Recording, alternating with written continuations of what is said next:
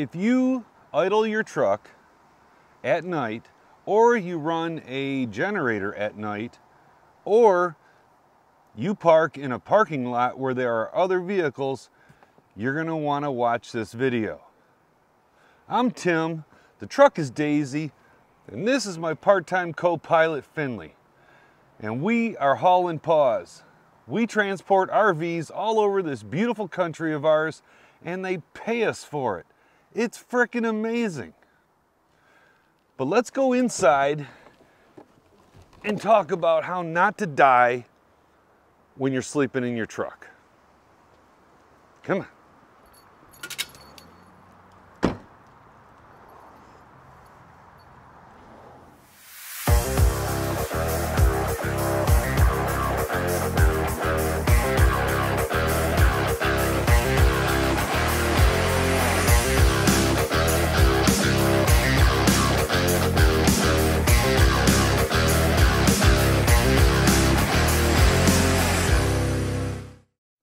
So sleeping in your truck can be dangerous. You have an exhaust that's running, or you have a generator that's running that's creating exhaust, or you're parked in a parking lot where other vehicles are running, semis are running, a vehicle pulls up next to you and it's running and blowing exhaust at you, and you have to be very, very careful for carbon monoxide.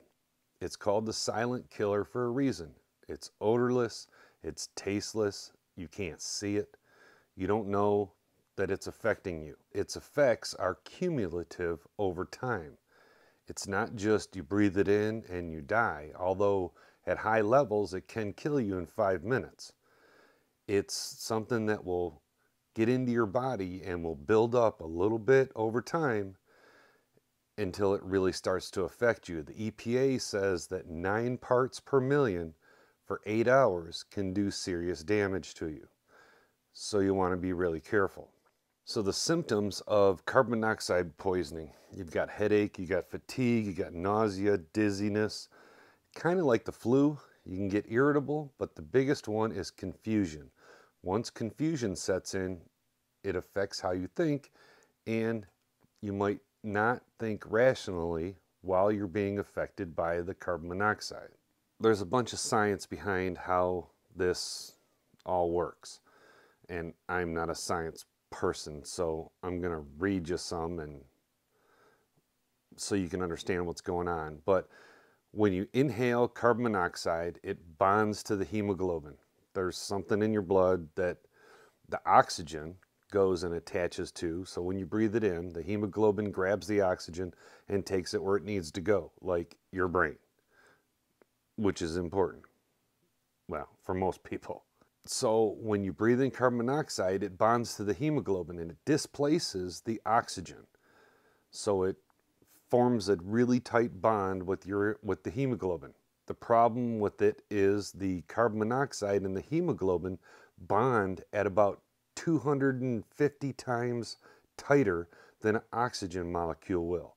So the oxygen won't be able to displace the carbon monoxide bond, and the carbon monoxide bond will not release itself once it gets back to the lungs like carbon dioxide will when you exhale. So it stays connected to the hemoglobin. So you breathe in carbon monoxide, the hemoglobin grabs it, it goes around your body, it comes back to your lungs, and it won't release. So then it stays with that hemoglobin and goes around your body again. And over time, if you get enough of your hemoglobin tied up with carbon monoxide, then it can screw up your brain, your heart, the rest of your body, all those bad things. So what are we going to do about it? Well, we need a carbon monoxide detector in the vehicle. Whether you're going to idle your vehicle or run a generator or not, you still need a carbon monoxide detector in your vehicle.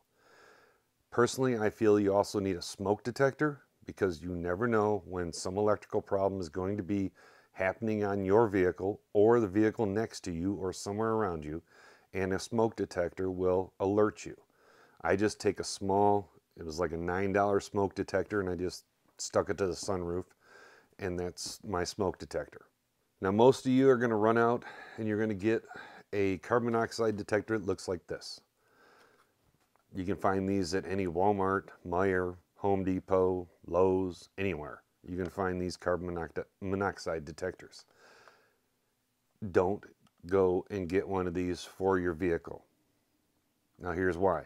These are designed to alert at 70 parts per million for 1 hour to 240 minutes. So at 70 parts per million, after an hour, it will start alarming. Now the EPA says that 9 parts per million is that kind of threshold where you don't want to be exposed for that for any length of time.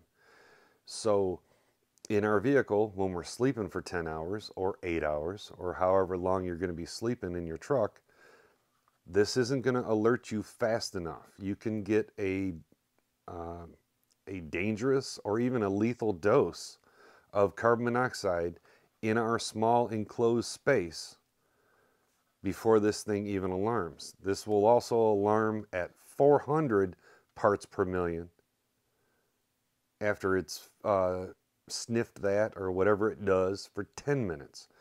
400 parts per million can kill you. So these are not appropriate for use in a vehicle. We don't have enough airflow, we don't have enough air circulation, we don't have enough new air coming into us to use one of these. So what do we use? Well, we use a device that's actually intended for vehicle use. Now they started putting these things out for enclosed spaces, and then they kind of migrated to aviation. And that's kind of where most of these live, in the aviation field. But you can take the aviation one and you can use it in your vehicle. The one that I use looks like this. It's made by Forensics, and it detects at 9 parts per million in 60 seconds, and it will start alarming. All you have to do, there's no setup or anything, you push this button to turn it on, hold it down till it beeps, and then you set it aside. It'll calibrate to the air that's in your truck, and then if it reads 9 parts per million for 60 seconds, then it will alarm and it will vibrate too. I have this stuck behind my head while I'm sleeping. So when the alarm goes off, I know there's a problem, whether it be from my truck or the generator or the truck next to me. Now in general, I try to park in a direction where the prevailing wind is blowing my exhaust away from the cab of the vehicle. And don't think that your truck is airtight. It's not. It has vents all over the place. There's vents behind the cab. There's vents up in the cowl. The trucks aren't airtight. And you might have your window cracked. You're not running. It's not hot enough. It's not cold enough, whatever. So you just have your window cracked and you're sleeping. And then somebody pulls up next to you and the exhaust is blowing right against your truck or right in your window. So these are better. Now, you don't have to get this exact one. This is the one that I have and I like it. It was affordable. They make them in a lot of different styles. They're generally the same shape, same size. This runs on like 2 watch batteries and it runs for a long time. I actually accidentally left this thing on for, I think I was off the road for 3 weeks, and I looked at it and it still had like half battery. I was like, oh wow. So you don't have to replace the batteries very often on these.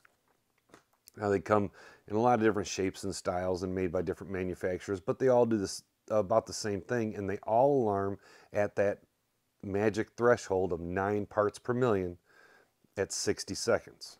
So do yourself a favor, get one of these things, put it in your truck and use it. It can save your life. I'll leave a link down in the description of the one that I have, and maybe a couple others, the other brands that are out there, and you can look at them and look at the reviews and see what you think. But that's the one that I use. I use it every time that I sleep. I've tested it with my generator exhaust. It does alarm, and I sleep a little bit more comfortable knowing that I have something that will tell me if there's a problem. So that's it. Stay safe out there. Don't die in your truck. If you got something good out of this video, do me a favor. Click the little thumbs up button. If you're new here, consider subscribing. I've got stuff coming out all the time. And as always, have safe travels and I hope to see you on the road.